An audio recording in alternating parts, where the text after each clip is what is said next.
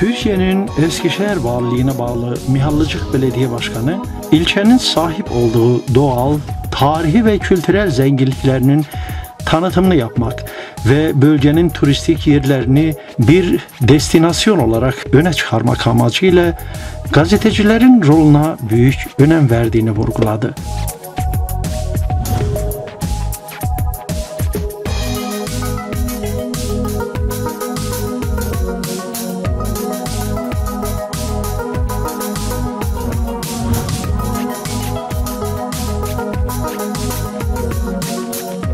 Mihallıcık Belediye Başkanı İsmail Uysal, yapılan tanıtımların yanı sıra Bişkek merkezli Türkel Yayın Grubu gibi Türkiye dışında faaliyette bulunan yayın organlarında periyodik olarak bölgenin tanıtımının yer almasını sağlamayı yayın grubu yetkilileri olarak bizlerden rica etti.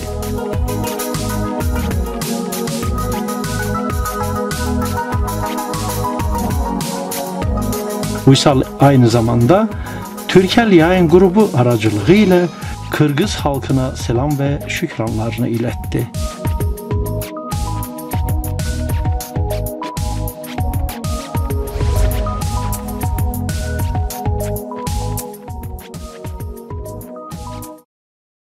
Anadolu'nun merkezi Eskişehir'imizin Mihallıcık ilçesinden Kırgızistanlı kardeşlerimize buradan kucak dolusu selam gönderiyoruz.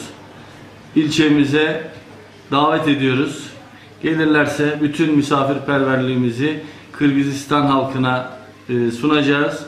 Sağ olun, çok teşekkür ediyoruz.